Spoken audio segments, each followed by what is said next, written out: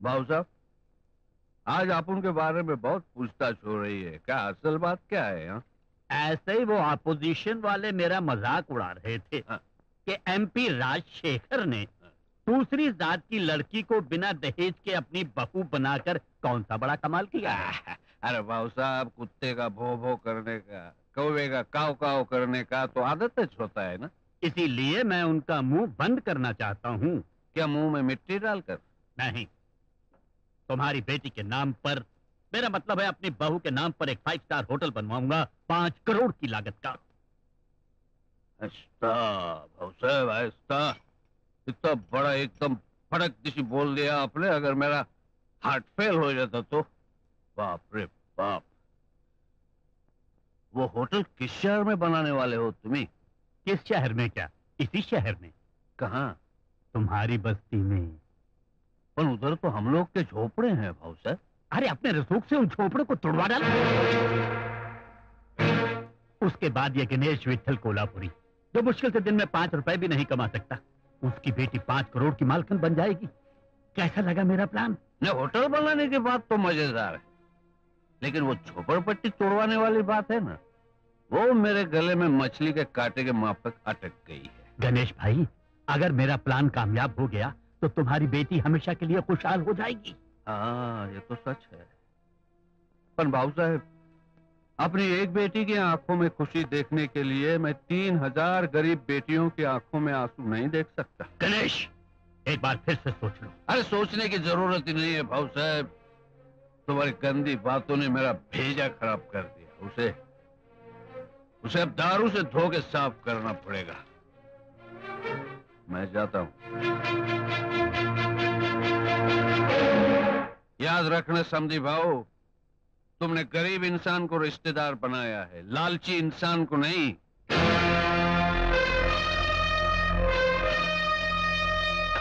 क्या मेरे पिताजी की मदद से तुम लोग हमारी बस्ती के झोंपड़े तोड़वाना चाहते हो और वहां मेरे नाम से एक 5 स्टार होटल खोलना चाहते हो? हाँ। ये तुम्हारा मेरे लिए प्यार है या तुम्हारी खुदगर्जी? कमला। हाँ, तुमने सोचा होगा कि मुझसे शादी करके तुम सारे गरीबों की हमदर्दी हासिल कर लोगे और अब शादी के बाद तुम मेरे नाम से दौलत कमाना चाहते हो क्योंकि ये गरीब की लड़की दहेज लेकर नहीं आई। Shut up! तुम्हारी बुरी नियत का पता तो मुझे उसी दिन चल गया था जिस दिन तुमने पद्मा की इज्जत पर हाथ डालने की कोशिश की थी। बकवास बंद कर, वरना मुंह तोड़कर बत्ती से उखाड़ दूंगा। शायद तुम ये सोच रहे हो कि मैं झोपड़ों से आई हूँ इसलिए तुम्हारा हर जुल्म सह लूंगी। कभी नहीं। आज तुम्हारे पिताजी से मैं ये पूछ कर रहूंगी कि खद्दर का सफेद लिबास पहनकर सीने में काला दिल रखकर वो गरीब जनता को कब तक धोखा देते रहे।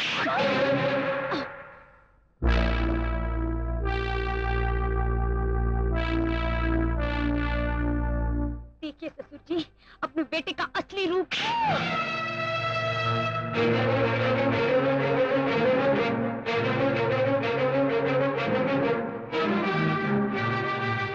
नीच,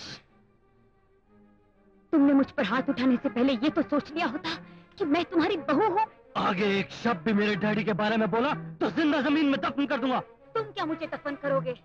तुम्हें और तुम्हारी झूठी इज्जत और झूठी शान और शौकत को बीच चौराहे पर मैं दफन करूंगी। तुम्हारी गंदी सियासत को सारी जनता के सामने मैं दफन करूंगी। अगर ऐसा न किया तो मैं अपने माँ बाप की बेटी नहीं, इस धरती माँ की औलाद नहीं। बकवास बंद करती है या नहीं?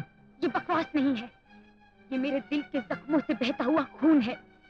मैं इस एमपी राजशेखर के चेहरे से शराफत की ये झूठी नकाब नोचकर दुनिया को उसका असली चेहरा दिखाऊंगी। जिन गरीबों के वोटों से ये लीडर बने हैं, उन्हीं गरीबों के जूतों से मार भी खिलवाऊंगी। आज मैं तुझे जान से मार दूंगा।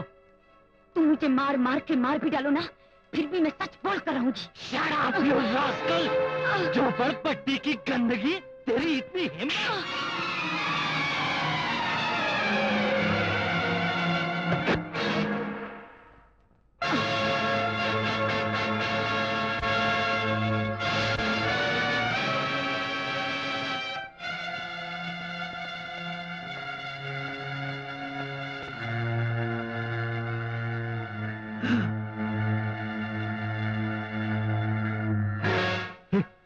ये तो भर गई। अब क्या होगा? अब नीचे जाकर जल्दी से मिट्टी का तेल ले आ, इसे जला देते हैं। और लोगों से कहेंगे कि इसने आत्महत्या कर ली। हाँ, लेकिन डैडी हमारे घर में तो सब गैस के चूल्हे हैं, मिट्टी का तेल कहाँ से लाऊं? अबे गधे की औलाद, कार में से पेट्रोल लिया, चल निकल।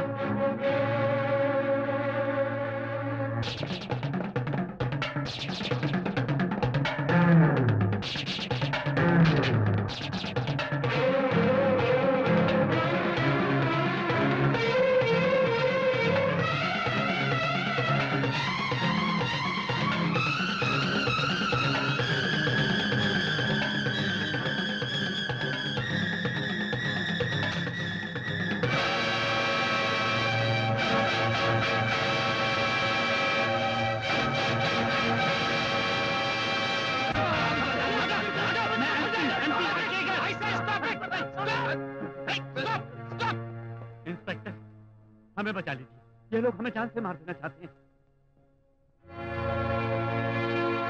मिस्टर रघु, ये आपकी बीवी की लाश है? जी इंस्पेक्टर साहब। इनकी मौत कैसे हुई? आत्महत्या कर ली। आप चुप रहिए दोनों, मैं इनसे पूछ रहा हूँ।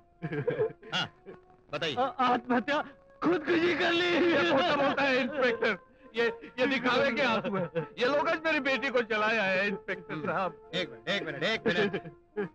मिस्टर रघु, आपको मेरे साथ पुलिस स्टेशन चलना होगा। और गणेश बाबू, आपको चलिए। आइए चलिए। हवलदार, लाश को पोस्टमार्टम के लिए भेज दो।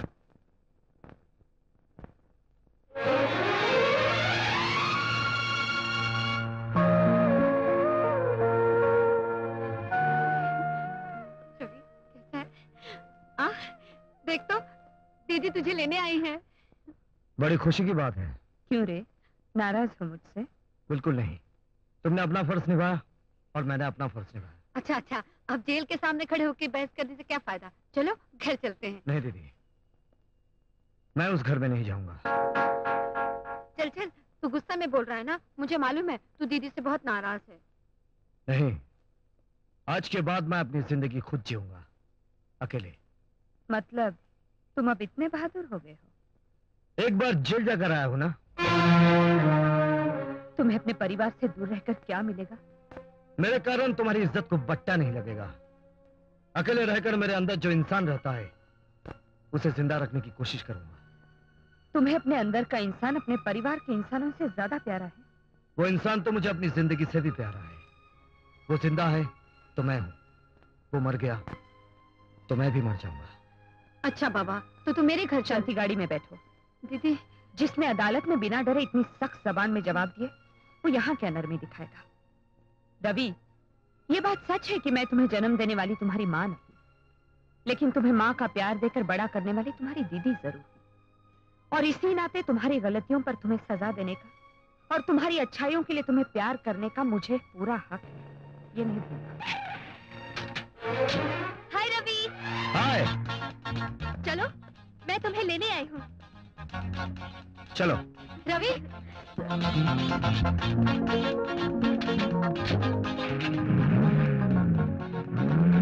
अरे दीदी, ये वही लड़की है ना जिसने उस दिन भरी अदालत में ये कहा था कि रवि ने उसकी जबरदस्ती पप्पी ली? लेकिन दीदी, उसके बाद तो रवि जेल चला गया, फिर ये उसको कहाँ मिली? दोनों में प्यार कब हुआ? मेरा तो माथा घूम गया। ये आजकल की लड़कियों पर तो विश्वास ही नहीं करना चाहिए।